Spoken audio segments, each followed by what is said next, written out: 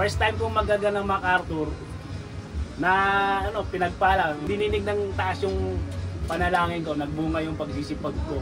Kumita, hindi nasasayang yung pagtutos ko kasi yung pamilya ko, yung pang araw-araw, nakukuha ko doon sa pagtutos, yung bayad nila.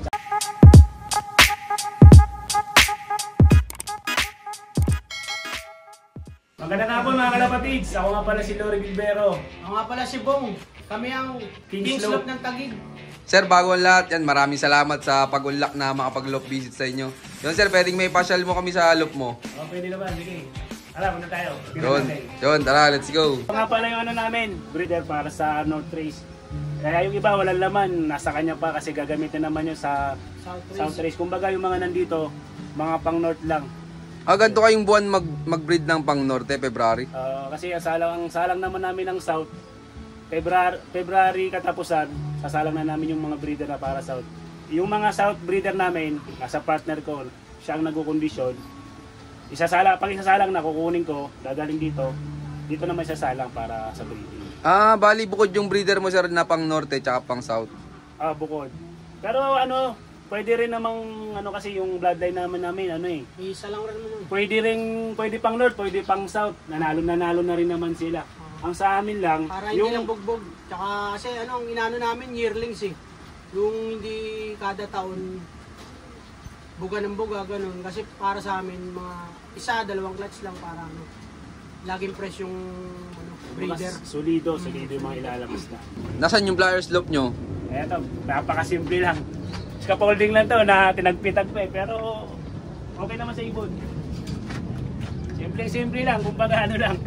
Basta kinulong lang, ino na lang. Pero ang sa akin kasi, gusto man natin magpagawa ng magandang loop, hindi pa, wala pa tayo kakaya kasi yung bahay, pwede pang gawin, iangat ka.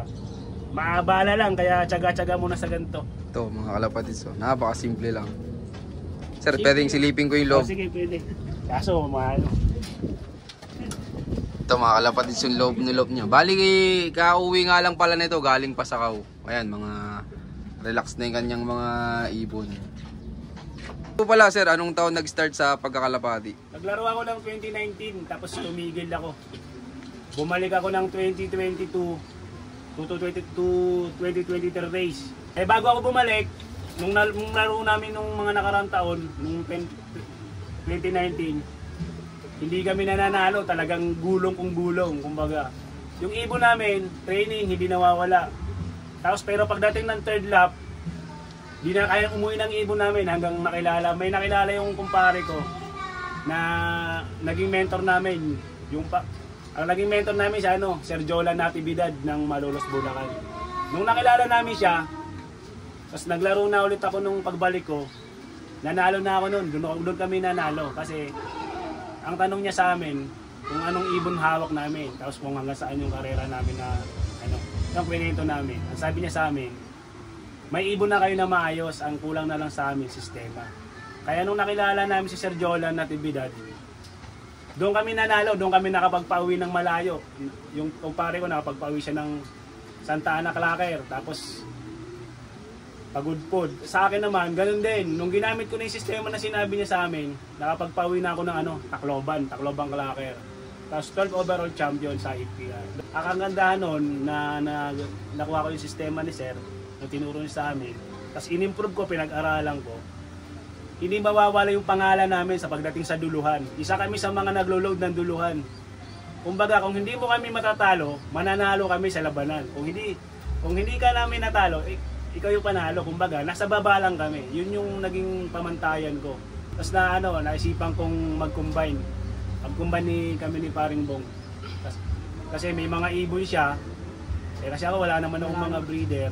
May mga breeder siya. Ginamit namin, nag-combine kami dalawa. Wala naman kasi akong oras din dahil sa pagpasok. Kaya namin ni Paring Lory na mag-combine kami. Kumbaga, ako yung mag-handle ng mga breeder tapos siya sa mga flyer. As ito naman, nag-click naman 2022. Unang namin, lipad. Ano naging achievements nyo nung nag-combine kayo, sir? Pinapangarap ng lahat ng pansir, nakuha ko yung MacArthur Clacker. First time kong magaga ng MacArthur na pinagpala, yung dininig ng taas yung panalangin ko, nagbunga yung pagsisipag ko. Eh kung talaga sipag talaga, kailangan masipag ka talaga. Sabi nga ng paring LD ko, hindi ka pwedeng magpasipol-sipol eh. Tsaka yung Team Corto, talagang asaran doon. Pag yung tatamad-tamad ka, asarin ka.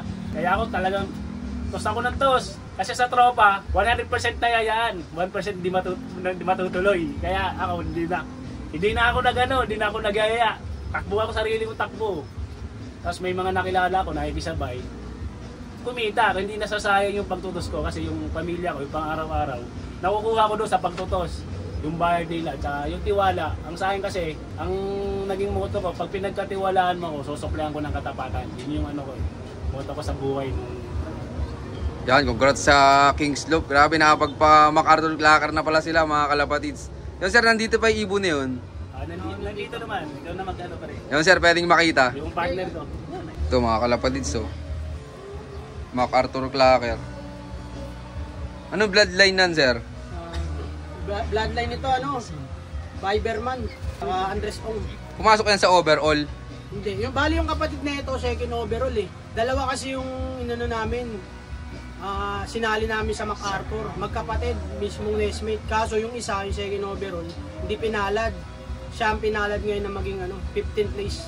Kamusta naman yan nung kinakarera simula nung first lap derby? Ayun eh, ito nga may history pa yan eh. Ano to, crack siya ng first lap, second lap, third lap butas. Kasi puro smash yun eh, nag-i-smashan. Pero ang maganda sa ibon nito, hindi ito nagsisiyo tomorrow. Kahit gabi, kahit magagabi, bumabagsak talaga to. Kaya tiwala ako sa kanya. Kumbaga yung tiwala ko, binuo ko sa kanya. Yung talagang wala akong alinlangan.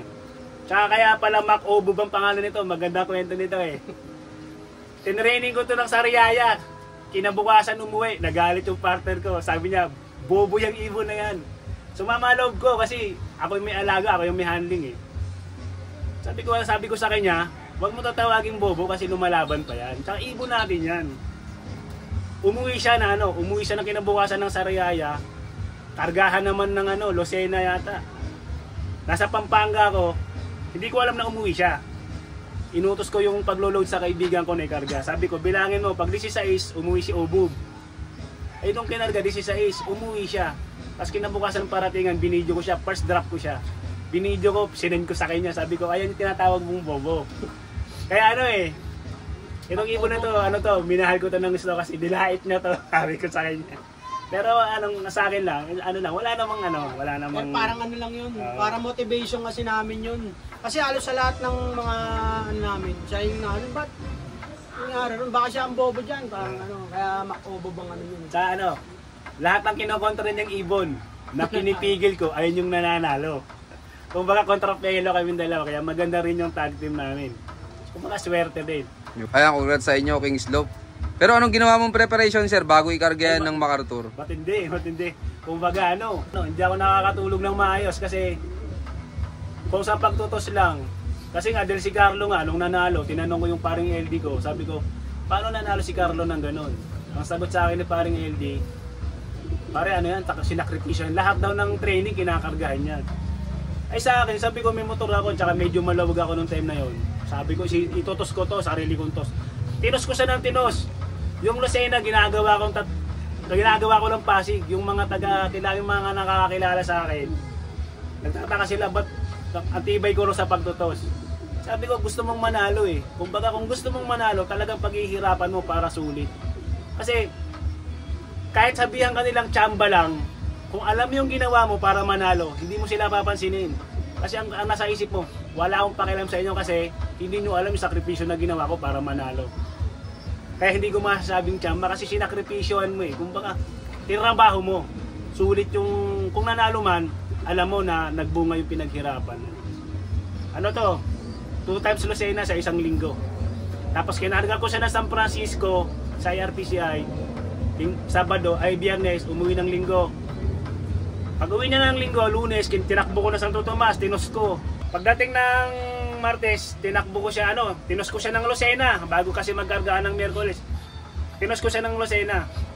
Mas maganda naman naging uwi niya. Kaya nagpapasalamat ako sa mga naging inspirasyon namin kay Carlo Quintana, tsaka kay paring Ayang. Kasi nung nakilala ko yung mga nasisipag magtos niyan. Kahit sa gitna ng dagat ng Batangas, nagtotos yan. Kaya sinipagan ko. Yun, nagbunga. Tapos sir, gaano ka kasaya nung dumating yan, nung galing MacArthur? Ano, relax ako. Kasi ano eh, alam kong uuwi siya. Kasi pag ikaw tinuro mo, ramdam mo, yung tiwala mo, hindi ka kakabahan, ramdam mo na kaya ng ibon. Ano yan, second day, ay Sabado, hindi ako nag-abang. Nag-sideline ako, punta ako ng Porac, Pampanga, may hinatid ako. May pinadeliver sa akin. Tapos, dumating ako dito, mga alas 3 ng hapon, nag-abang ako konti, hindi umating, tapos nag-load. Niloloko pa ako ng core ko, nangawit na ba yung day ko sa kakabang. Sabi ko, hindi ako nag-abang, alam ko uwi ng ibon ko bukas pa, ginanong ko. Pero may laman. Tapos yun, maaga kami nagising, alas 6, ang katabi ng asawa ko rito, kape kami, habang nag-aabang, nakahiga ako rito, nakikita ko dumaan. Dahil nakita ko siya dumaan, kasi makikita mo dahil nakaselyo yung nakaselyo yung sing-sing. Kita mo yung kulay dilaw. At saka yung buntot kasi noon, maiksi kasi umuwi ito ng masbate para nadakma. 3 piraso lang ng buntot ang natira kaya may palatandaan ako. Umiikot. Sabi ko sa misis ko, man nandito na yung kinarga natin ng MacArthur. Kalmado ako kasi ayaw kong sabi ko, Hindi ka na kasi ang bilin, wag daw tatanggalin yung sticker, tapos doon lang kuskusin. Sabi ko baka ma-DQ. Eh syempre, first time natin. Talaga ingat na ingat. Nung naiklak ko na siya, saka ako nagsisigaw, sabi ko, yeah, MacArthur. Pinagsisend ko sa GC. Sobrang tawa. Ang kwento nito, pinagdasal ko to na manalo. Bago siya manalo, yung asawa ko may nararamdaman, may sakit, may ano. Kasi halos lahat ng winner ko, ganun ang naging may kwento. Nung nanalo siya, sabi ko, okay kasi mayroon ako pang gagastos sa asawa ko. Kaya blessing talaga, blessing sa akin to.